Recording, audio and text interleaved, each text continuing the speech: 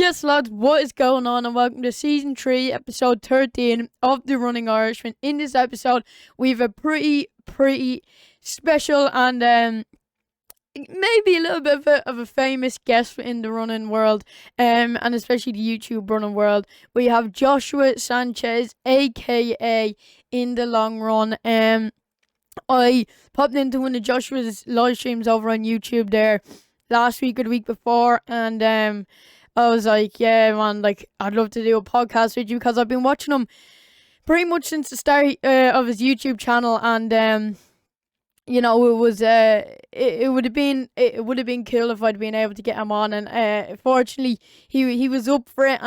We organised things over on Instagram, and yeah, we came to the decision to do an episode of the podcast, and it was a really interesting one.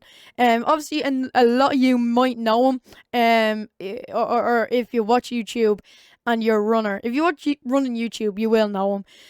And yeah, it's a really great episode. Joshua and I talk about his running career. We get in depth about that, about like why he started, when he started, if he had opportunities for scholarships, talking about him going pro, what are his thoughts on that. We talk about running shoes, we talk about myths in the running world. He's also a chiropractor, so we get a breakdown of kind of different things that people might not be too sure about in running, and we also obviously talk about his YouTube as well. So I really can't wait for all you guys to give this episode a listen. If you like it, make sure to hit the subscribe button, turn the notification bell on, or follow me over on The Running Irishman over on Instagram to be notified every time I post an episode of the podcast.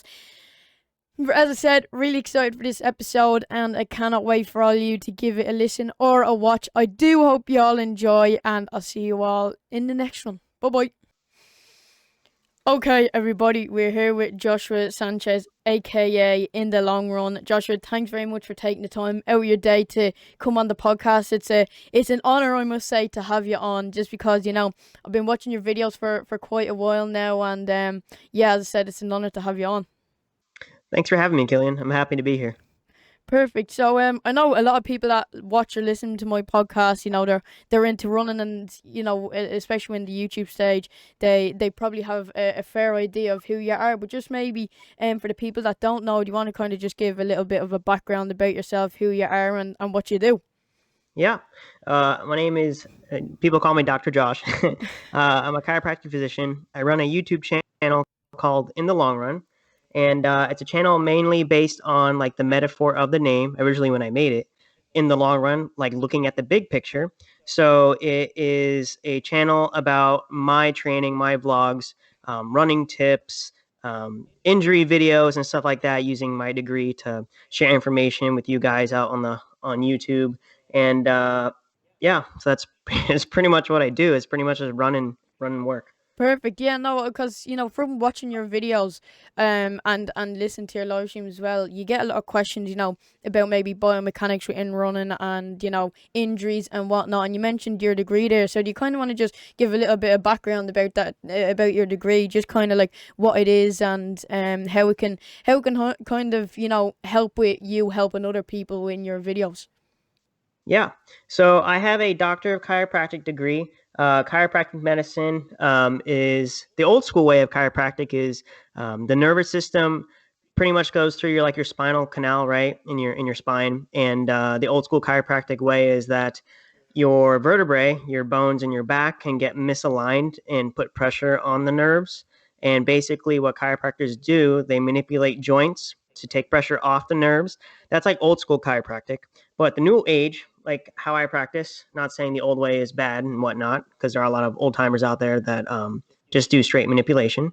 But I'm really big on PT, form, mechanics. I went to chiropractic college because it's a form of physical medicine in a sense, because I love running in sports. And so I find that I went to chiropractic college to better benefit myself, other runners, to keep from getting hurt, to help them recover from injuries, and to help them perform better. So yeah, no, that's really interesting. It definitely shows, within your videos, and and your live stream and your YouTube and social media as a whole, that kind of, I was in your live stream there the other day, and you were getting a lot of questions related to the topic of running and injuries, and it really shows your stuff. So it's great.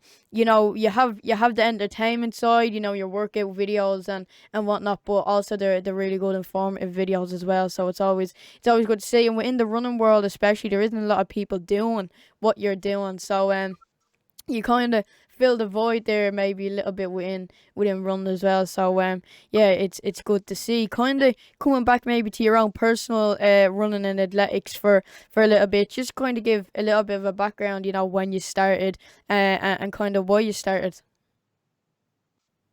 Yeah.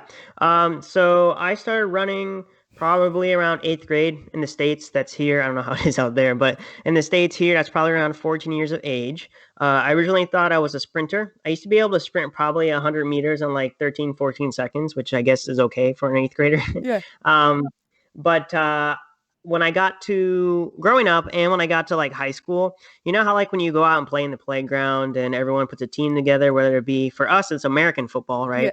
Because you told me about your football you had earlier today, Oh yeah. and I had to think about it for a second because I was like, oh, that's soccer out here. But I'm not necessarily the biggest guy in terms of height, and I'm probably not the best at team sports. Not that I can't like mentally work with people. It's just that there's like a misconception or the misconception or stature kind of thing where you have to like prove yourself before you get picked on the Yeah. team. So it's kind of sounds like a Batman story. It's like last to be picked on the team. If you miss a ball, right, and it's the winning point, then they're gonna bug you for weeks on end. So I took up running one because, believe it or not, I used to cycle a lot in middle school. I haven't really told people that. So I was already big on like somewhat endurance. And I'm trying to think. Oh, I just had a brain freeze. Um, yeah. So middle school. So because of the team aspect, I decided to run because I figured running, no one can blame you but yourself, depending on how you perform, and it's also dependent on how you do things. Obviously, you can have a coach and stuff like that. So I chose running as my main sport. Fast forward to high school. I had a cycling background a little bit, and check out my high school story video. Link on my channel somewhere. The links will But everything down in the description. I actually gave that a watch there yesterday. It's really good. Oh, thanks. So yeah, like when you first start a sport, you're very like noob-ish. So at least from my standpoint, I ran in a pair of Jordans and really long shorts, and I just kept getting gradually better, and bettering myself. With the goal, it's just that mentality you kind of develop that running helps you develop both as an individual in everyday life and in the sport in and of itself is, putting the work in and grinding and, know that you need to trust the process kind of thing. So fast forward through high school. I graduated with PRs of 433 in the 1600, 1021 in the 3200, and I think 205 and 800. And then I went to college. You're hearing this here first, folks, because I haven't made the video yet. So I went to University of Florida, and you can try to walk on, but in order to walk on, what you can do is you have to beat those that are already on the team at their home cross country meet, which is a pain in the butt. And let's go to say, I was good enough. I'll just fast forward. I was good enough, according to the coach at the time, Todd Morgan, from the way he stated it, that the roster was full and then my times are improving, but the roster is full. And he's like, try again next year. So by the time as a senior, I contacted him again and I didn't hear back from him. So that's when when I had the video come out, I started running for a lot of club teams. My first year, I ran unattached. The second year, or third year, I have notes here. I ran for the Florida Track Club. If you're familiar with the Florida Track Club, Killian, if you ever watched the Prefontaine movie, Yeah. with Jared Leto. So Frank Schroeder in that movie, when he was in law school, he went to law school at the University of Florida, and he was an advocate for the Florida Track Club. So if you watch that movie, you'll see him wearing an old school original Florida Track Club jersey where it says Florida on the top and it has a picture of an orange. So that's the club that I ran with/for in the middle of college. And then at the end of college, I was fed up of not being able to walk onto a team. I was still improving. I almost improved over 2 minutes from my 5K time training myself, really. I had a coach at the end my last year, but I did a lot of Jack Daniels. But not the drink, the coach. Uh, um, and ran for the Florida Running Club. I helped start it. I was the first president and one of the founders of the first NERCA affiliated running club in Florida. NERCA is the US's like club running association, National Intercollegiate Running Club Association. So it allows those that want to continue running in college to be able to run in a competitive manner rather than running as an individual, constantly trying to walk on or just giving it up altogether. So that was my college. And then after college, grad school, which I also have another chapter of another video, which would be called My Life in Grad School, which is more of a sad story between the last two stories. But you're hearing it here first, is that grad school, I ran for Fit to Run Elite. It was actually a Nike club, and I actually had to sign a contract, believe it or not. And saying I can only wear Nike, I had to do so many races a year and stuff like that. I don't remember the exact details. I don't even know if I'm supposed to share the exact details. I don't think so.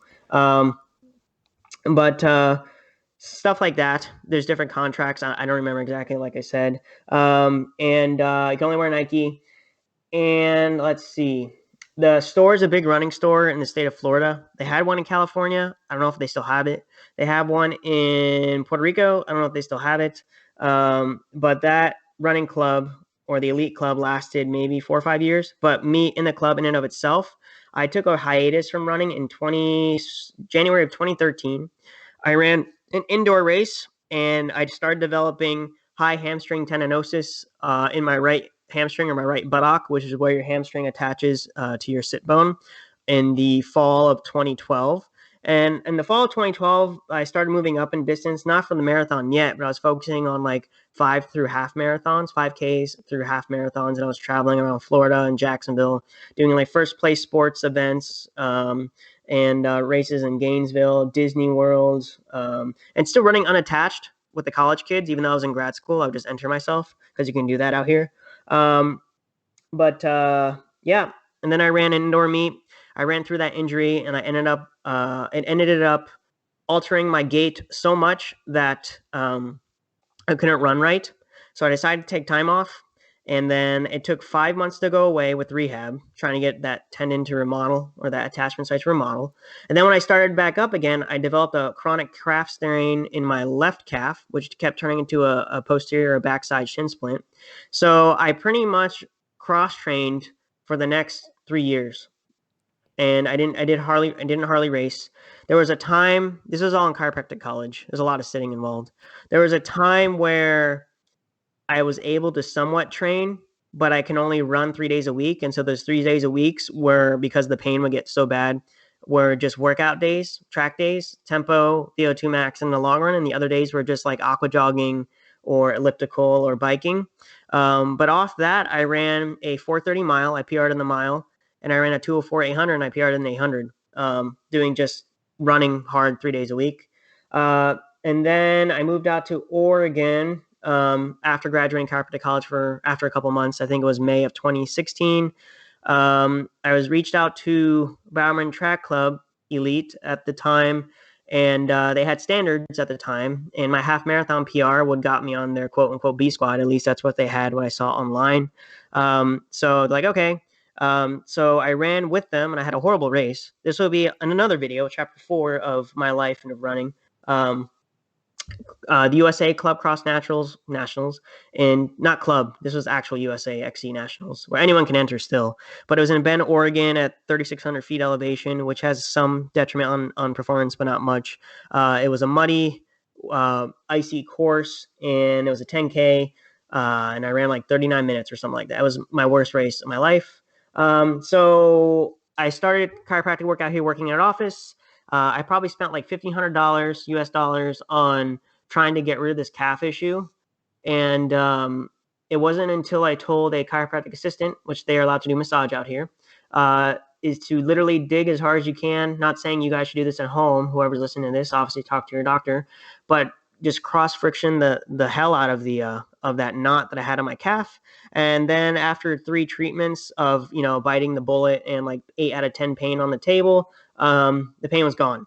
And so at that point, I started gradually increasing my mileage, my workouts, hopping into races. talk about all that in my video. But I still continue to improve, and I'm still am improving. And then there's going to be another chapter in my life, which I announced in Kafuzi's live stream. That's going to be happening later this month. So, and that's where I'm at today. Perfect. That was a really great kind of summary, you could say, up until this point. As you mentioned, you will have videos up on your YouTube channel, kind of maybe getting a bit more in depth about your running career and your running journey. So as I said, all links will be down in the description. But I'm sure a lot of people at this stage will know who you are. As I said, that's really good.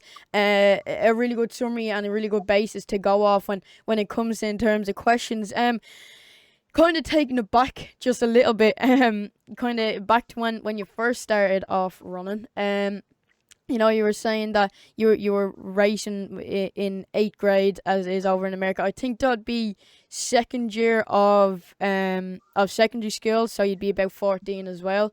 Over here, so you know, you were running some decently fast times for being new to the sport and the conditions, and maybe equipment wise you were running in. As you know, a lot of people do when they first join any sport. They don't, you know, dive in and spend loads of money straight away. But from what kind of the basis you had of running, you were doing pretty well, and it kind of obviously showed then with you later on in your career. So did you kind of have that maybe natural talent when you were younger, or were you maybe like a young prodigy back in the day? So kind of in terms of natural talent, where were you at?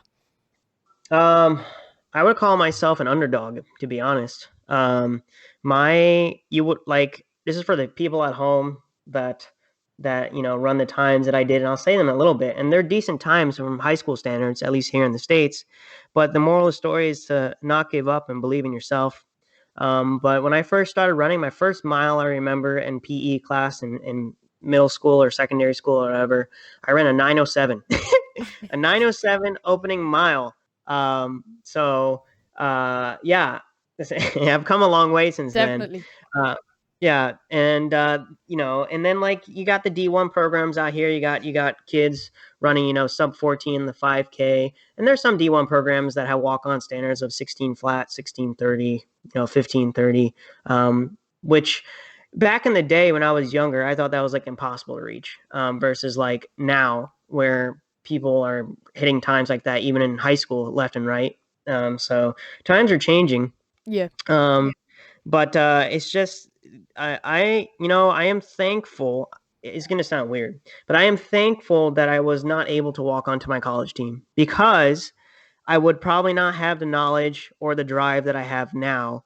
The knowledge that I have, in the sense that I was so focused and I had this big drive that I just wanted to have the chance to run in a D1 school. I thought about transferring, but I said no, because University of Florida is a good program. And plus, I was there when Tim Tebow was there, and they were national champions in 2008 in football. Their track is always like national indoor champions, not always, but you know what I mean. They win nationals a lot, their men's program. So I decided to stay there. But because of the fact that I couldn't walk on, I met a lot of great people, joined some clubs, and I did a lot of reading. I spent a good amount of money on books to learn about the sport, to learn about the physiology, to learn how to improve. And that's like a lot of the knowledge that I'm spitting fire in some of my videos is all the reading that I did, that I was trying to do everything I could and learn to improve myself to be a better runner, to the runner that I am today. Yeah, definitely.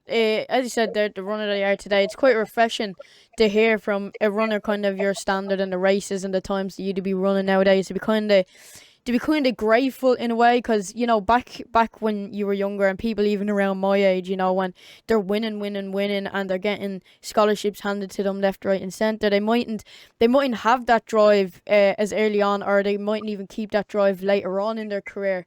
But it's kind of humbling, you could even say, on your behalf, to kind of see it in that perspective, that you were like, right, I didn't get to, you know, walk onto the college team I wanted to as such, but it allowed me to keep this drive and learn about the sport. And then it kind of, would you say, maybe led you to where you are today in terms of not even, yeah, it is great to be a professional runner, but would you say you're kind of happy with the outcome that they've kind of received now, and the fact that you're able to teach people and spread your knowledge of the sport, and or is kind of, the elusive goal always, and still is, to be that pro athlete?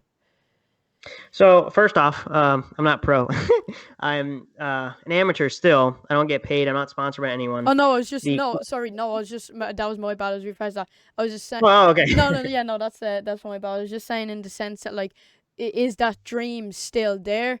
Obviously, because everyone that kind of does a sport at a young age always kind of has that dream. Or are you kind of happy in the situation that you're in now, that allows you to share the knowledge that you've learned over the years? Or is it still, you want to go pro, or you're happy kind of in the situation that you're in now? So the thought of going pro never crossed my mind. It would be nice if a shoe company reached out to me and gave me a deal so I can make money from that aspect, or that end of it. But yeah, the thought of going pro never crossed my mind. The thing that keeps me driving is in the states is reaching for, like, qualifying for, at least I think I can, or I believe I can, for the U.S. Marathon Olympic trials. So it's a goal to reach for. And with that goal comes with a drive and ambition that you're constantly learning. You're a student for your entire life. I don't care what people say. Once you finish school, you're still going to be learning 24/7. You're going to learn, things are changing, science is changing, how people train are changing. So you always got to keep up. Same thing in my profession, or any health profession, or any profession in general. Everything is changing, and people need to keep up with the times, and just look at the big picture. Going pro is just small aspect of the picture, and money is a nice thing. And I mean, I'm happy for those that are pro and can do it for a living. Eat, sleep, and train, and get as good as they can, because you only live once, and you want to take advantage of every minute possible to get as good as you can in the sport you love, which is running. So So yeah, no, that's really good to hear. So, I was kind of maybe taken by surprise a little bit there, that but going pro never really crossed your mind. Why is that? Kind of, did you see, maybe from, information that you picked up along the years, from maybe books you read, or people you've spoken to about, you know the pro lifestyle? Is that why it never crossed your mind, or just in general, was it never something you ever really thought about? So I live life day by day. I would say my times that I'm running now are decent in the grand scheme of things. They're not stellar. They're good, in terms of, like, competition and stuff like that.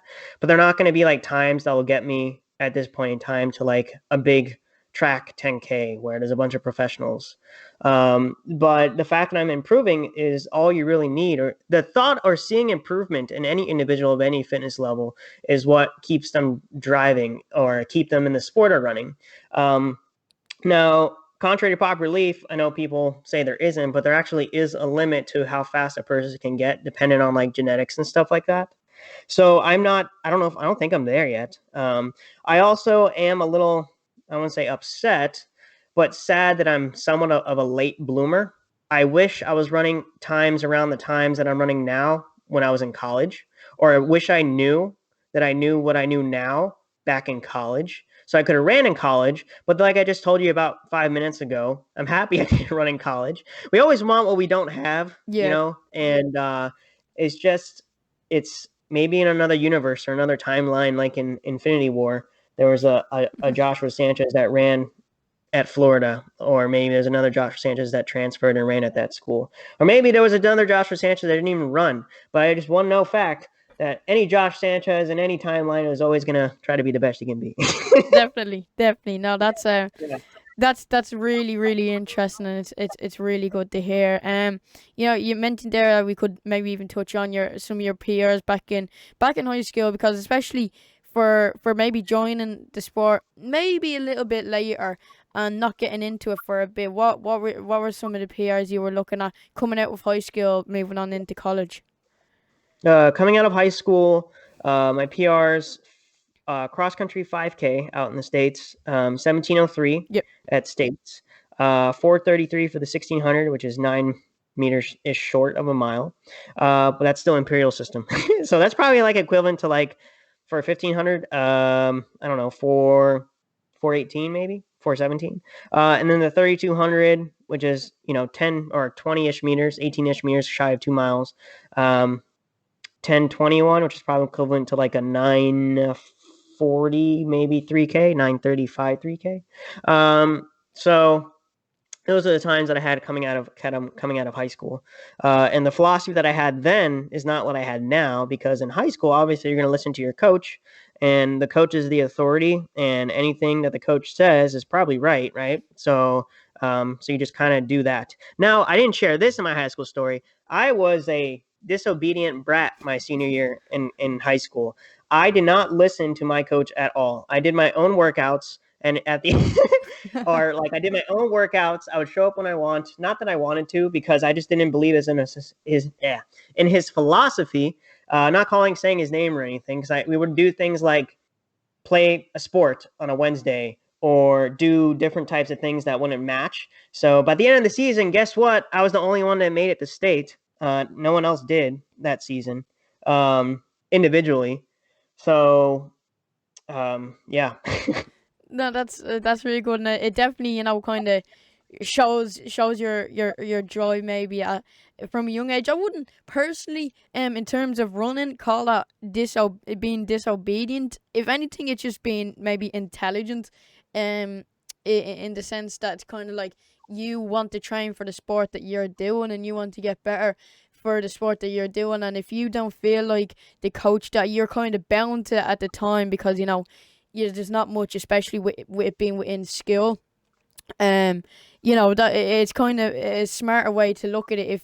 If you don't think something's right, and then taking it on your own, it kind of shows a bit of maturity down within running from a young age. Would you look at it that way, or do you kind of think that you should always just, if anyone was in your situation, to just listen to your coach?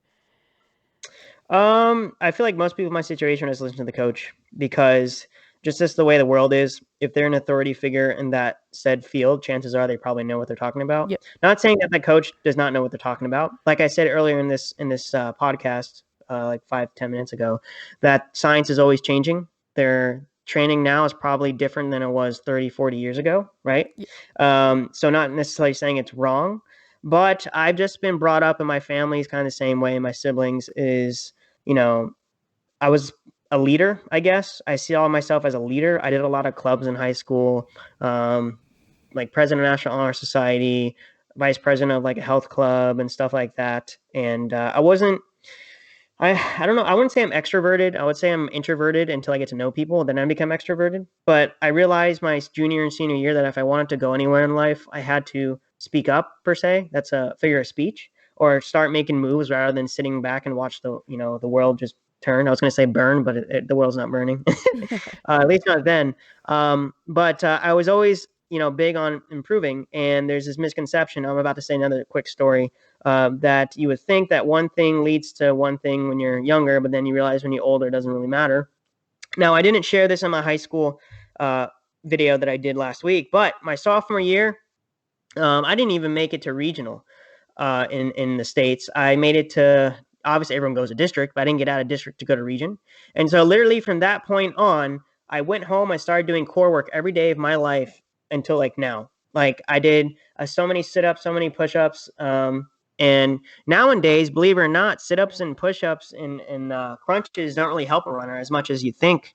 You're better off doing squats and deadlifts than you are doing sit-ups and crunches, because it's more specific. But that goes to show that, things are changing.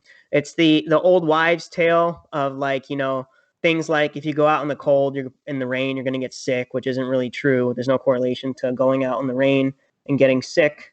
Or like even new stuff coming out about ice, that you shouldn't ice everything and anything, or you shouldn't ice all the time. Or trying to think another example. Stretching too. Like stretching, now they're finding that static stretching doesn't really help with recovery at all. It helps with flexibility, but not like if you're tired or sore, or you're trying to recover the day after workout. Stretching in and of itself is not going to like speed recovery, stuff like that. Yeah. So, yeah. And in terms of that, real quick, just because your knowledge and your background in terms of the, stretching doesn't really aid recovery. Because I feel like personally, now obviously I'm not a scientist or anything like that, but just say before I go out on a run, and my legs aren't feeling the best, so I can do all my foam rolling, massage gun, and the resistance band activate my muscles, but I don't get to feel really good until I do the actual, static stretching and really, really stretching out my muscles. So, in your point of view, the way, like, when you first heard that, just say for example, what are your kind of thoughts on it? So there was a meta-analysis. I don't know if you watch the YouTuber. See, I'm blanking. See, when you guys put me on the spot, I forget names.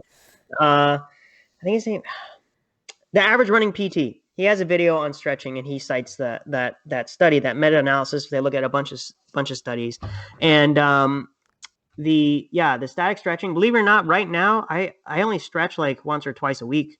I haven't had any injuries. Knock on wood. I haven't had any detrimental injuries since January of 2019. So it's been it's been 2 years since I've had an injury. I just do a lot of weight training, I guess, twice a week minimum.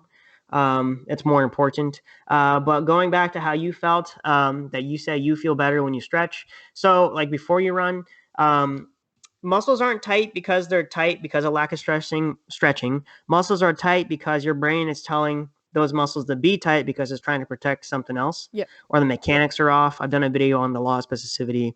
I mean, all of us were probably students at some point, and we sit, our body adapts to sitting, and all of a sudden we decide to go run. You're adapted to sitting but not running, so you start to develop issues. But glute activation is good, to get out the door, a light warm up before you actually get into your main run. And then lunge matrix is what I do too to get ready. I don't do any stretching beforehand. Now, stretching after, if you want to stretch, you can stretch after, but like I don't even do that. I do something called active isolated stretching. I have a video on that. It's an older video of mine. I think I called it special stretching technique. I think I published it when I first started YouTube not too long ago. It has a picture of a bunch of COVID viruses on it and has me sitting.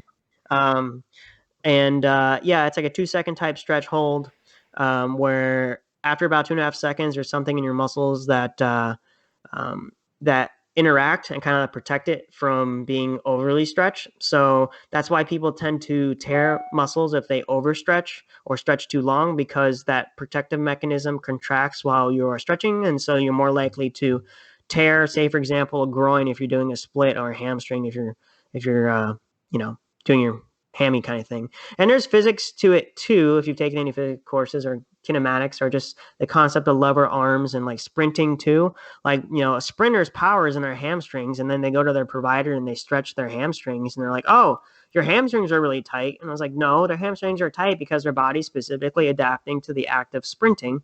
The muscle tension is high. The muscle is like pre-firedly contracted, for lack of a better term, and it's just something you don't touch. It's kind of like, if it ain't broke, don't fix it. Yeah. And a lot of too is like, if you have an injury, I feel like people, like, I watch those, the forums on Facebook, like the Facebook forums, like Marathon Runners and Running Motivation Group, and there's people that in there all the time that post like, I have said injury, what do I do for it? I've done all the stretches and ice and orthotics and all these things that are very passive modalities, but not a single person mentions strength training, or doing the work to target those areas, or different types of techniques. They're just all passive palliative care.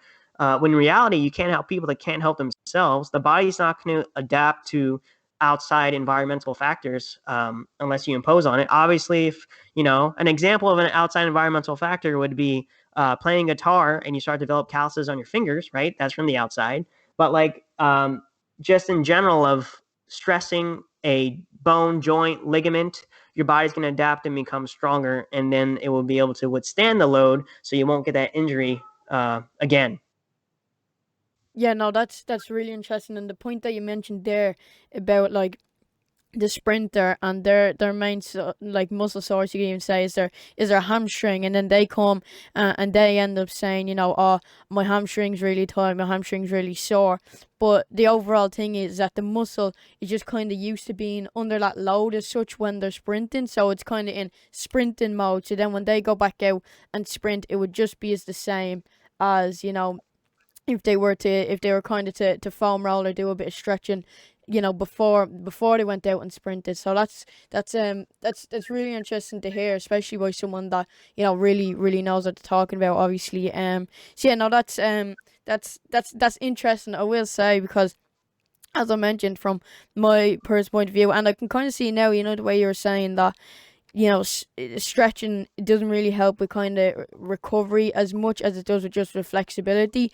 Oh, I can kind of see that now when I'm doing mine just before I go out for a run, or my training. I feel like, yeah, I feel looser, but most of all, it just I feel more flexible, if anything. So it's that's really good.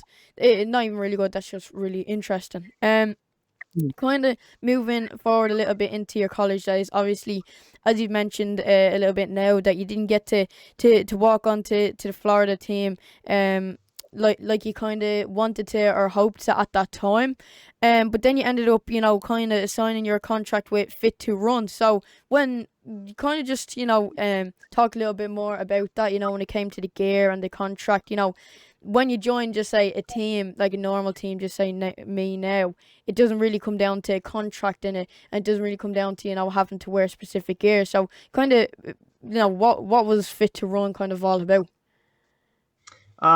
So Fit to Run, like I said earlier, it's a running superstore, like a big mecca store where all they have is running gear, shoes, apparel. And they were trying to, and they still are, hitting the market out in Florida because you got big races out there like Gasparilla and the Walt Disney World Marathon and stuff like that. And so they probably started that elite team to market their brand, which makes sense. And they went with the shoe company and they went with Nike. And so it's like, okay, I guess if you want to have a team and use our product, then you probably, have to have our athletes, say that they're going to do so many races a year, or this is how much gear you get, this is how many races entry fees will cover if we have to, and stuff like that. Fit to Run. Fit to Run technically was my beginning of my grad school year because I already graduated before I ran for Fit to Run, and I did chase money races for prize money and stuff like that. So I mean, when I ran for Fit to Run, it's just hobby money in the grand scheme of things. But here or there, you'll win a couple $100 depending on what place you win in and stuff like that. It was just all about getting better. It wasn't necessarily a team atmosphere. I still trained alone because obviously I was in the Daytona Beach area at the time, and Fit to Run main people were in Tampa, which is the opposite coast of Florida. But I was in grad school in Daytona. So I still trained alone. I coached myself too. I did not have a coach that time as well. And I was following primarily Jack Daniels running formula and Renato Canova type training. But yeah, that's pretty much it. You just run for Fit to Run. There was time too that it's a big running superstore. The Robinson family, I don't remember who it was. I think it was maybe Gary. It was like, if you win a race and get a really good picture, he's like, I could blow it up and put it on the wall in the store. That never happened though, Oh, but it would have been cool. yeah. So No, that would have been cool. And was there kind of waiting Fit to Run? Obviously, you wanted a team to join. So was it just contract based in the terms of you have to run a certain amount of races and you'll get this gear and whatnot, or did you kind of have a team group with a coach, and kind of more of that team atmosphere with Fit to Run? actually, there were standards now that I remember to get on there. I was well underneath it. It was more like a general club standard for the general, like when you go to a club race. I'm sure it's like that out in where you are. That they want men that can run under 16:30 or something Yeah, like that. yeah, I was well underneath that, and they want women that can run. For some reason, their women's. I thought their women's standard was way faster than what they wanted from the men. They wanted women on the team. I think that ran under 18:30 or something like that. yeah, yeah, yeah. So that was pretty much it. And I just wanted I think I was approached. I didn't reach out. They asked me if I wanted to. and I was like, why not? I mean, I get free gear, stuff gets comped. I get to wear a cool Nike DQT singlet. I don't even know where my Fit to Run jersey is. It's at home, at my parents' house somewhere. But I'll have pictures in that video posted up. But it's like the same style as the Canada 2012 singlet that I had Yeah. in my video, but not those colors, obviously. But yeah, and like I said, I trained alone. In terms of like, I don't know if we ever talked about like doing club nationals together or club cross in these states. I don't think we ever did, or I never did. So, because I was in grad school. Yeah, no, no, I was just gonna mention there because from a lot of videos that I've seen, and even you rep Nike and you rep them proud. I was kind of is Fit to Run kind of where you got most of your Nike gear, and it kind of brought your love on for Nike, or did you just prefer, like, you just tried their products when you started running, and then you just never kind of looked back, you could say. Yeah, I would say I was probably more. I wasn't influenced to stay with Nike or run with Nike, for better wording. I wasn't influenced by pro athletes. I was influenced by wearing the shoe and the performance, or how I felt wearing them. So like in high school, I ran in, let's see, I had some Saucony gel Kayanos from Asics as trainers. To be all honest, I hated Nike trainers back in the day.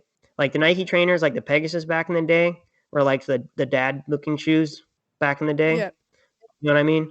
And I really didn't like Nike trainers at the time, but they really changed their shoes in general, their training shoes since then. I mean, that was circa 2000, 2005, 2008. So that's like 16 years ago.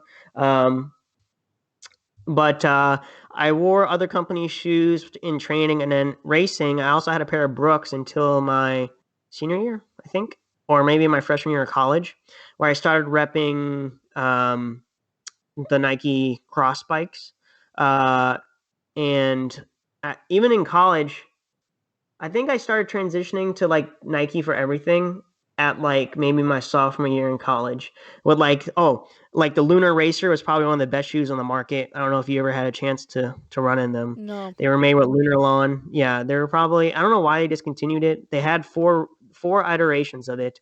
It was like their top half marathon shoe at the time. It was so soft. It's even softer than the shoes out in the market now, to tell you the truth. And the way it fitted, it was just such a good shoe. If they would have kept the lower portion of it and changed the upper, then it would have been, game over. But obviously, keep in mind, with any business and any corporation, they have to have constant changes, and they keep track of all the data of sales and stuff like that, and when things start dropping, and when should they hype up and release new product that may or may not necessarily be better than the product beforehand. So, but yeah, the Lunar Racer. I had a pair of Nike Lunar Glides. Now that was a stable shoe, and a little bouncy too. I remember running in it. It's like your foot doesn't move in the shoe, and the because hence the word glide. Yeah. Your sole of your shoe stays like based, like it doesn't feel like it moves. But I also had the Lunar Fly, which was like a running shoe, but a skateboard style shoe. It felt like a skateboard shoe because it had heavy padding. So yeah, there were a lot of Nike models that I had too. There was also the Nike Speed Light 2, which I think was short released in the. I know I'm going off on a tangent now. No, you're grand. You're grand. Short released in the States. And I also had the Lunar Spider, which were Asian market only. My next video, or the one after that, I used to love the Spiders. They discontinued them after the 6. I thought they were better than the Zoom Streak LT4, but they discontinued the shoe. But it was a 6 shoe. I think one of my old Instagram photos, actually, if you scroll all the way on the bottom, it has me wear the neon green ones. If you scroll, I had the 2016 colorway where on the back it said Japan Racing. It had like not a waffle bottom, but like a peg type waffle bottom. I don't know how to describe it. And a TPU shank similar to the Zoom Streak series 7, 6, and 7. But I guess it didn't sell and people didn't like them, so they kind of got rid of it. But I raced them primarily that when it came to the road, because this is before the era of quote unquote super shoes. Um, and yeah, and then I guess because I got hooked on all the fast racers, I guess I was enticed to try the trainers. Is probably what I'm trying to say. So Yeah, no, that's really interesting, and it just shows you've quite the knowledge when it comes to running shoes, which is always really really good to see. And then as well with Nike, they're not only are they their apparel practical for running, they're also in my opinion they look quite nice as well. As the saying goes, look good, feel good, and I feel like Nike really do deliver that. But no. Some of the shoes that you were mentioning there, as you were mentioning, a lot of them are classics and were discontinued. That unfortunately, I would have never really had the chance to maybe even take a look at or run in. I'm kind of being brought up now in the running era shoes of, as you mentioned, the super shoes like the Alpha Fly, the Vaporfly, and whatnot. Personally, my favorite are the Nike Pegasus. I had the 35s and now I have the 37s. I was with Hoka there for a bit. I had the Clifton Sixes, but they were just too slow and too heavy for me personally. Maybe just for like my long runs on a Sunday to really go slow and recover would be perfect. But I feel like my midweek runs, where if I feel good, I like to maybe even go a little bit faster. I didn't feel like they could provide that. I presume you never had. Did you ever really have any experience with Hocus Shoes? yeah, I had a pair of the Clifton twos, and I had their first racing flat, which I didn't like because it was too narrow. The Tracer, the road flat, and I think that's pretty much it. The Clifton 2 and the Tracer, and I kind of gave up on it at that point. Yeah. Um, that was when I moved out here. I think I already had the Clifton, or I tried them, or already had them. Yeah, so I think I had a little bit of Hoka at some point in my later years after Fit to Run, but I didn't stick to it. Because I think from what I remember, I don't think I liked anything after the Clifton. I think actually no, I think they were Clifton ones, and I think people complained and they were like they like remade the Clifton ones or something. I don't know. But after the Clifton ones and the Tracers, oh wait, I had another one too. They had like a marathon one that was yellow. I forgot what it was called. It was an older shoe. I don't have it anymore though. Yeah, I don't remember what it was called. But yeah, I only had like 3 pairs of Hokas, and I gave up on that. Yeah, no, and I feel like as well, just for anything when it comes to running, really are just quite reliable, and at the moment are really kind of ahead of the game. You could say, maybe some like the Alpha Flies and the Vapor Flies might not be for everyone, but you can't really, you. I know people aren't really backing the science and the performance that it's showing, but Nike are kind of really trying to drive that their shoes really do give you that extra performance, and I feel like the facts are really showing that. So if you kind of want reliability, just kind of go for Nike. Would you agree with that? Yeah, I mean they have the biggest market share of all the running, the running market, and they have the money and the tech to be able to pump out something like that, and the research they can do in their research lab, um, compared to maybe other companies have less money. And less time or being able to pay to be able to pump out shoes. The only I don't well, I mean, in a sense, before the time of super shoes, it's like Nike decided to make super shoes, right? And all of a sudden, you got these pros running really fast times and winning races, and then all the other shoe companies are like, "Oh crap, we have to like catch up." So now it's like Nike shaped the market for the last whenever the first super shoe came out, 2015, 16, 17, whatever. So like I've said in other live streams that every sport is going to evolve at some point in technology, like baseball and baseball bats, and like swimsuits and tennis rackets and changes in modern footwear. Like the Zoom Streak 7 or the Zoom Streak line in general was supposed to be Nike's best marathon shoe before the advent of the Vaporfly, which had somewhere around like a 3% performance, but obviously they didn't use the 3% in the name. So hence the name 4% comes after, believe it or not, after the Zoom Streak 7. But Yeah, I don't know if they answered your question. No, I like talking about shoes when it comes to running. It doesn't bother me if you answer my question. No, I can't even remember what my question was, to be fair with you. But no, I have the Zoom Streak sevens myself. I really liked. I remember at the start of quarantine last year, about this time last year, when I wasn't training with my team, and we were kind of just, my coach was giving us a few time trials to do on our own. I was doing them in the Clifton Sixes. This is back when I didn't have any idea about running shoes. That, different ones are for kind of different areas of running in a way. Some are for long runs, some are for fast, harder stuff. And it was just horrible. And then I got a pair of the Zoom Streak Sevens, and it was just like heaven. I felt so much faster. But yeah, from my experience anyway, I like the Zoom Streaks line of shoes when it comes to Nike racing shoes. But then on the point there that you were mentioning, that like every sport's going to evolve. I feel like people yet haven't kind of accepted that in running, especially in the running world, because there was, if you remember when Joshua Cheptegei was trying to, or did break the 5K and the 10K world record on the track, it had the lights on the side of the track basically to indicate for him if he was on pace or not.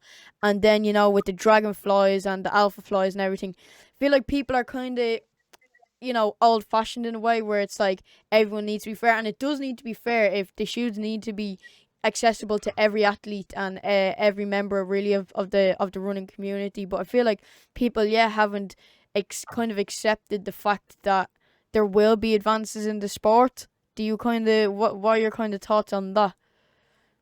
So, like I said, there will be advances in technology, and other companies are trying to catch up to the point that companies like On or Under Armour are using like Nike shoes, but like blacking them out or changing the upper. You know what I Yeah, mean? Because people are trying to catch up, and it is a money thing, I believe. ZoomX and the Float Ride by Reebok and the foam that's used in the Endorphin Pro are all the same trademarked Pebax foam. And I don't know how this works when it comes to royalties and stuff like that. But what I think shoe companies should do is that, because companies can have patents on the not necessarily the design, but also the curvature of the spike. And companies can have the patent on where they want to put the plate within the foam and how much curve they want to have. Because if you have too much curvature or too little curvature within the forefoot of the carbon plate within the shoe, it's going to have a negative effect on performance. So because of patent laws, other companies can't 100% mimic what's going on with that shoe. So if a company has, this is just my thought, my observation, if a company has that patent law, or that, I mean, sorry, that patent on that product, then they can just continue to build off that patent. Because I mean, basically Nike is always going to be one step ahead, because I'm pretty sure they have the patent on the curvature and with embedded within the Pebax foam. Don't quote me on that, but I think it's something like that.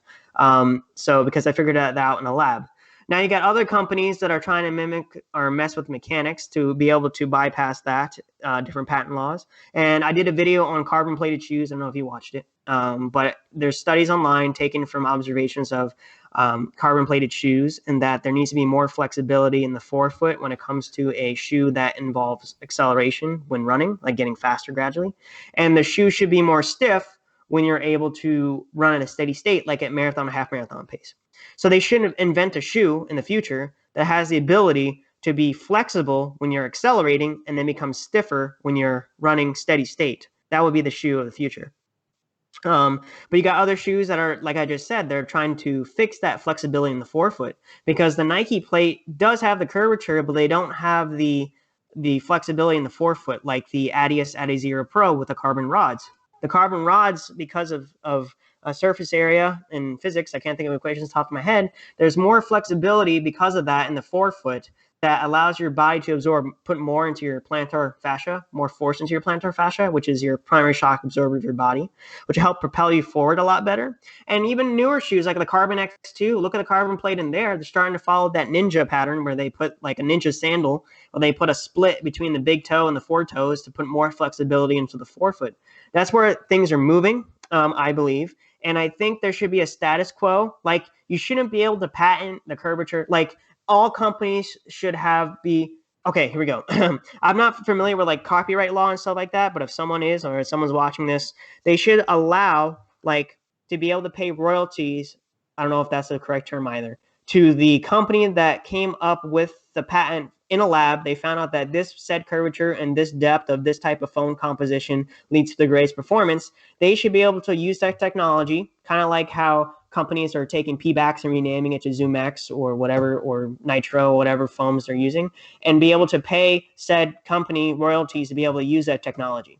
But because this isn't a free world and everyone's, it's capitalistic America, they're probably not going to do that. They want to have the highest amount of pay share when it comes to said market rather than share with other companies. So they want to be in control. The bigger companies want to be in control and shape the market versus selling, letting other companies use that technology for a price. They rather just let them sink. You know what I mean? Yeah. That's probably true. My battery's kind of low, so. No, you're right. Yeah. Yeah, no. So that's so kind of overall, you think maybe the fairest way, just say for example like the carbon fiber plate. Just say for argument's sake that Nike was the only shoe company out there that was able to get their hands on a carbon fiber plate for a shoe. You were kind of saying in a way that another company could come along and pay a certain amount for, as you mentioned, copyright laws and whatnot, to get access to some of the carbon fiber plates that Nike were able to produce and use them within their own shoe. Yeah. So I don't know if copyright's the right word Yeah. either. It's probably royalties or being paid to use that product. Yeah, because they'll figure out in a lab, because they're smart. Yeah. They'll figure out in a lab that this curvature, this flexibility, this foam composition on a carbon shoe with this heel to toe offset is going to lead to this performance. And so if all of a sudden in a lab with a big sample size, if people are running 10% faster than they were before because they're wearing the shoe, and the World Athletics Association makes it legal, then I think what should happen is that by law or by whatever rule, they should allow smaller companies, to be able to purchase the technology and rename it from said company or said company that came up with the patent and pay them royalties or whatever. So in other words, I mean, the head company that came up of how to place the composition of whatever shoe and spike and stuff like that, they should be able to pay and be able to use that technology, the curvature and everything. But like I said, it's a competition thing. What would make it that, like, why not just completely take the midsole of a Vaporfly and put it and just use the exact same midsole in the so I think there should be so that, not that all the shoes are equal, but I think there should be something that allows people to mimic the science of efficiency, not necessarily the patent of let's see. You can patent. I don't know this either. You can patent how something works, and you can patent the structure of something. So there's two types of patents that you can do. So they should be able to have the ability to use the patent that explains how to use something for that way, right? Yeah. So therefore, they could still design however they want, but still have the ability to be able to place a carbon fiber plate within, I don't know, embedded within 30% of foam, whatever it is. I don't know the exact numbers. So. Yeah, no, that's really interesting to get your point of view on kind of how to even out the world of running when it comes to shoes for the smaller companies. I'd say there'd be a lot of people out there and a lot of people listening to this that would maybe even disagree with that and have their own points. Personally, I think it's a really good idea, but I'm sure someone, a big company like Nike, mightn't be too happy with maybe having to. I know you're saying like kind of pay them in a way to kind of get what another company needs just to kind of balance it out a bit. So it's really interesting that to kind of hear your side of things when it comes to how to even out the shoe market within running. Kind of moving away now from running a little bit, and kind of talking about your YouTube channel that a lot of people will know you by, that are listening or watching this. So yeah, kind of from what I've seen and from what you told me, you kind of blew up in the running world anyway when it comes to running YouTube. And you were telling me that you started back in January of 2020, and now you've kind of gone up there, because people, when people think of running athletics, on YouTube or running YouTube. Sorry, they think maybe Nick Simmons, the athlete special, Zach Lever for a while. But I feel like you now, maybe yes, the subscriber count mightn't resemble as much of just say the athlete special who's been at it for a lot longer. But I feel like Mhm. status wise, you are definitely up there with a lot of the running YouTubers that would come to mind. So kind of do you feel like it's that way? How do you feel about kind of your kind of status in the running world of YouTube? I feel like I'm getting there. I spent a lot of time reading and watching videos by like Annie Dubé, Roberto Blake, Brian G. Johnson, Nick Mimin, all those guys and girl that make videos on the YouTube algorithm and how to make better YouTube videos. I've explained this before that like the athlete special at one point he's been at it for 4 years. Yeah, Zach Levitt's been at it for three, and Seth James has been at it probably for 4 or 5, and Seth is probably the biggest true vlogger out of all of them, I think. I mean, Nick, I wouldn't consider Nick Simmons a true vlogger. He just makes videos that are really addicting to watch. definitely. That's not like Seth every single day of his life, which I props to him because that's really hard to not get burnt out. I don't know how he doesn't get burnt out. Obviously, he's doing it for a living, and he probably understands he has to do it for his kids. But I couldn't understand like making videos and publishing high quality videos like he does every single day of your life. And he always seems so positive as well in them. He never, like, I know behind the scenes maybe he would, but he never kind of seems to be like, oh, I'm not really looking forward to this run, or oh, that was a really bad run. In a sense, obviously, some runs are better for him on other days, but he always seems, no matter how much work he has to do on that one day between running, raising a kid, or 3 kids, by that mean, and obviously editing videos, he always seems, really positive and like he really loves it. Yeah. So yeah, I would say I'm getting there. I've only been at it for a little over a year, and it took these guys 4 years to get into 60 to 80,000 subs on average between all of them. So and the cool thing is that I don't have a big background like Morgan McDonald, who's pro, and he's already at like 14,000 subs, and it's not like New Generation Track and Field or Ben Crawford, who posts 5 videos of just organ runners, all of a sudden blows up, goes from like literally I watched his count, it went from like 600 subs when he first started to like 14,000 within a week. Yeah.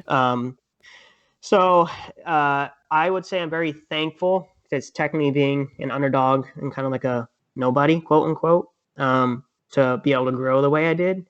But I do put a lot of work into it, and I always tell myself, as with anything, including running and in life, that it's not a question for those out there listening to this. It's not a question of if you will do something; it's a question of when you will do something. So, and that's like my motto when it comes to doing things. You should always, just keep grinding. As with anything, there's going to be people that kick you while you're down, and there's going to be times you have highs and lows when it comes to YouTube. But you just keep going, keep growing, keep pumping out videos, keep being consistent, and keep putting out the quality that people are expecting of you, and you will continue to grow. Yeah, 100%. And I was in your live there. Was it yesterday, the day before, or the day before that even? And you were talking about the video that you posted that really blew up. It was your Alpha Fly video. That's because it was kind of just a new shoe out. There wasn't many Yeah. reviews of it kind of going around. People in the running world, not taking away at all the work before that you put in and the consistency and quality of videos you're putting out, but just in terms of this one video, like kind of where did that take your channel to? Did it kind of really start blowing it up, or did it just kind of get you a few subscribers and a high view video here and there?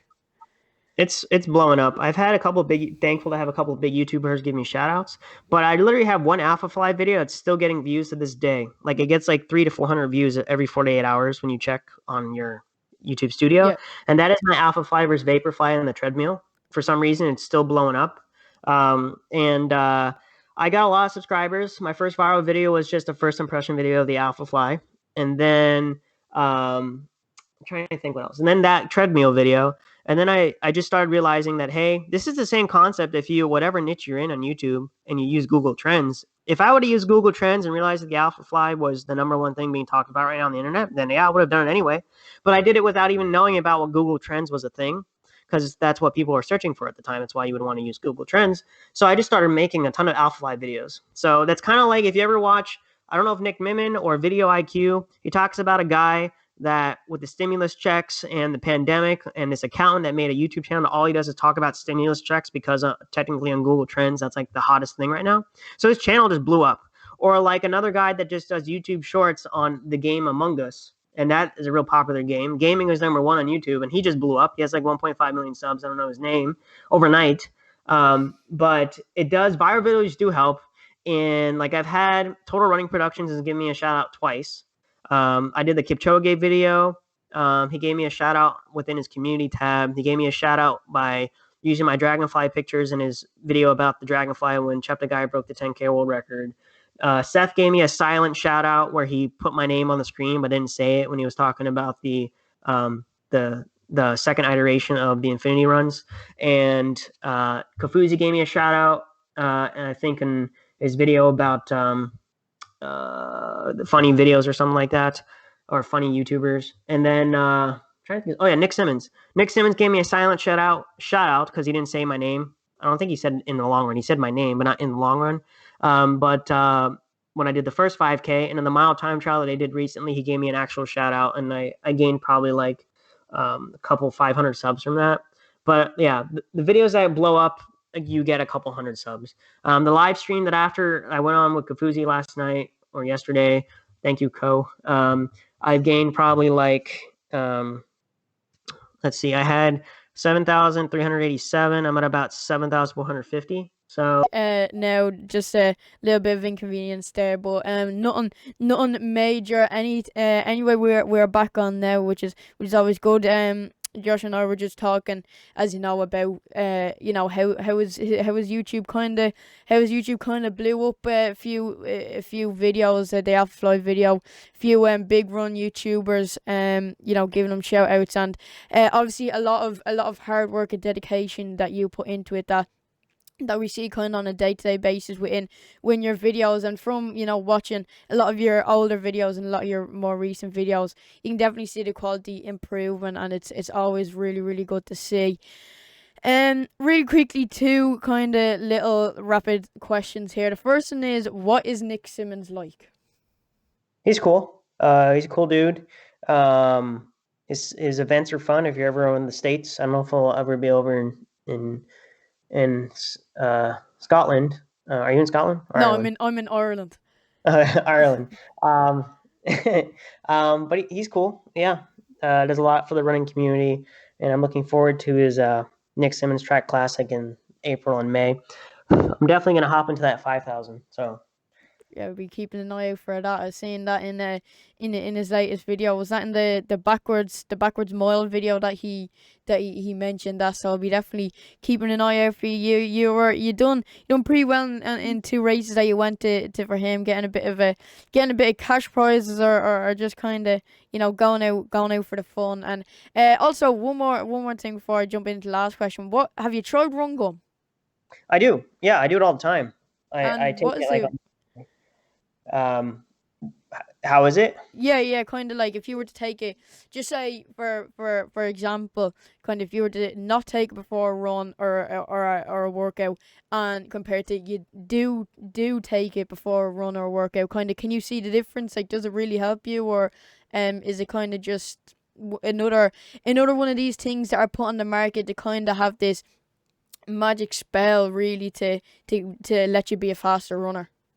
You will get a performance boost because caffeine is shown to increase performance. It's kind of just like drinking a cup of coffee before a run or a race. It's just that by doing it sublingually in the mouth, you absorb it a lot quicker, and you won't have the slishing and sloshing going on in your stomach after, when you drink like coffee or pre-workout or an energy drink. Yeah. Because caffeine is shown to help improve performance. So that's the gist behind the caffeine. But I usually take it like 40 minutes. Like when I start my warm up for my race or my workout, I'll take it when I go out the door, when I start my warm up, and I'll just chew it while I'm running. And does it taste nice? What flavor would you recommend? I like the mint flavors. Yeah, I like mint the best, the light blue one, whatever that packaging is. It tastes fine. If you do get the extra strength, it is extra. So you will taste the caffeine. Caffeine itself has like a bitter taste. So you'll know that there's more caffeine in it because you'll actually taste the caffeine. Yeah. But I like the mint the best.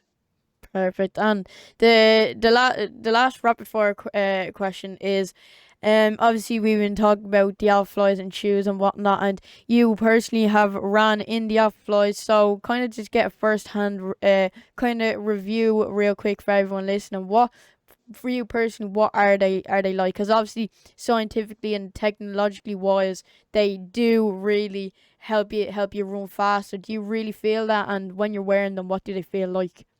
So I've heard, don't know if there's any source, maybe you can find it on Google, that the efficiency it increases compared to like percentage wise is actually like 7 to 8% in the alpha Oh, fly than in the next percent, which is like 4 to 5. But I've worn them at different events and different races in terms of weight.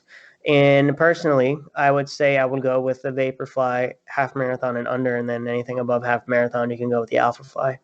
I've done so many videos on this. The alpha, like what you should wear if it's raining. The Alpha Fly, like I wouldn't wear for anything else. You can't even wear them on the track anymore. But even if you could, I still wouldn't wear them on the track. Although I have for a 10K. But I do my workouts in them now, and they do make you feel pretty efficient and a lot of energy return. You can watch my videos in slow motion. Maybe I'll make a video on this. I got enough stock footage now where I can have sideways footage of me running with the Vaporfly on, the Alphafly on versus the Dragonfly or Mamba 5s, because it's like night and day of how much hip extension you get and how much recoil you get wearing the carbon plated shoe than wearing a track spike. To the point where it's like my legs are so used to the carbon plated shoe that it's like I'm afraid now to like run in a spike. Not yeah, because I'm afraid to get hurt, but I'm afraid it's going to feel way harder than it should be. Um, so there's that. But yeah, that's my gist between, I guess, them. perfect. Yeah. Yeah, no, I'd like to. A fellow on my team actually got a pair of them. He's my age and he has a pair, so I don't know how I feel about that. For the kind of level that we're running at the moment, but whatever you're into, and it's good to get kind of a little bit of review on them there. Before I let you go, I know you were kind of talking about that you kind of live life day by day, but maybe whatever term you like, short term, long term, medium term, kind of goals for the future when it comes to just life, YouTube, running. What's kind of the goals that because during these tough times, people kind of try to make little goals for themselves to maybe have a reason to get out of bed in the morning, or have like have a longevity goal, whether that's become a professional runner, get a shoe brand. So kind of in any way in any goal you have in your head, kind of where's your head at in terms of that? Um, that's like what YouTube. I want to hit. I mean, I just want to continue to grow, but I would like to hit 10,000 subs by July. I'm almost 3/4 of the way there. Um, so I would have what month is it? March, April, May, June, July. I'll have 4 months to get 2,500 subscribers. So smash that subscribe button if you haven't already. um, and then, well, I'll say it now. I am moving to Boulder. So at the end of this month, I'm teaming up with a company called Lever Running. I promoted their product in my video before. It's like a treadmill thing you can put on the treadmill and helps you run at a less body weight, just in case if you want to like increase your mileage, take it easier returning from injury. And then I'm gonna start my own chiro gig out there. So I don't know, build up that office, pump out more content. If I go out there, I'll be able to pump out a lot more content because I'll have more people I can work with, collab with, and help film. For YouTube standpoint, and I already mentioned the chiropractic standpoint there. It would be nice to go pro, just so, I mean, pro in the sense of not like a gear sponsorship, a pro in the sense of like they actually pay you. I mean, some sum of money to help promote. I mean, their brand. I know, like Chris Mako. I don't know if you ever watched Chris Mako's channel, but he was sponsored by Nike. But I think his was just a gear deal, and his event was the ultra marathon, trail, and then the marathon. So I don't know how he got that gig. But or like, even Zach Levitt is an ambassador, or people that are like semi-pro, but more they're sponsored more so to be an influencer than an athlete, but they could still like wear the pro kit of that company as an athlete, but still promote the product through their socials, which would be cool.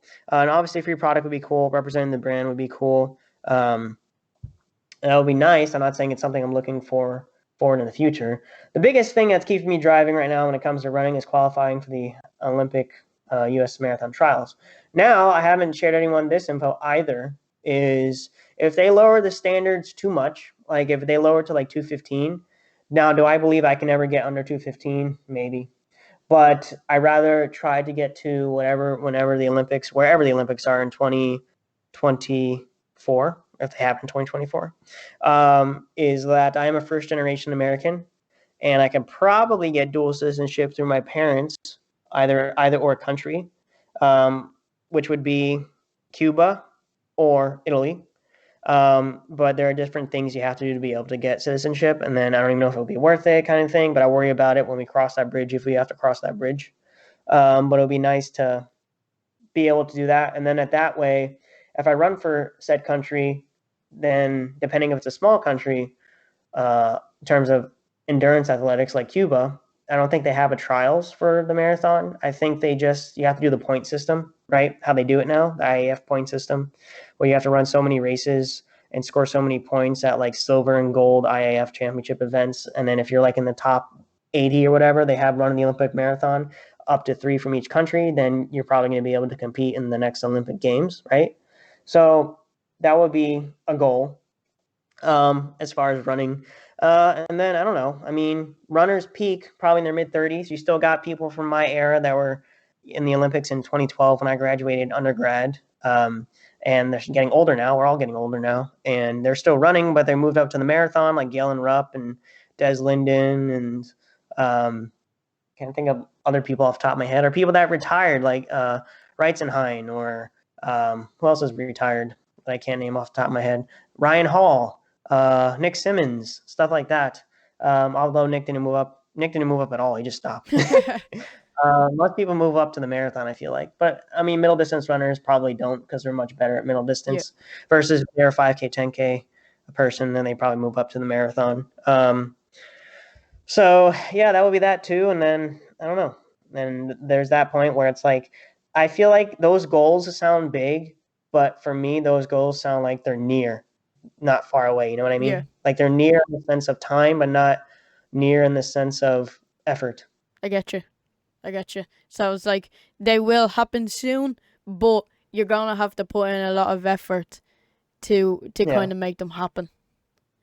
Yeah. No, that's really good, and hopefully when you move out to Boulder, we can get some really, really good quality. Well, even though your videos are really good quality now, just maybe even build up a crew there that can help you film when you're at the track or whatever. So it'll be really good to see where things go. Obviously with your chiropractor, your YouTube, and obviously your running. So as I said, all links will be down in the description for the in the long run podcast and Joshua's Instagram to be kept up to date with a lot of because obviously you're not just one of those run YouTubers or influencers in the running world that just do workout video. You kind of dive into, as you've mentioned, like you're doing a series now talking about your kind of running story. So you do a lot of wide variety things that will definitely keep the viewers up to date on where you are in your life and you're running. Joshua, I really appreciate you taking the time to come onto the podcast. I really, really enjoyed it. I was kind of a bit of a fanboy at the moment because of how many videos I watch of yours and how big of a fan I am. So it was an absolute pleasure having you on the podcast.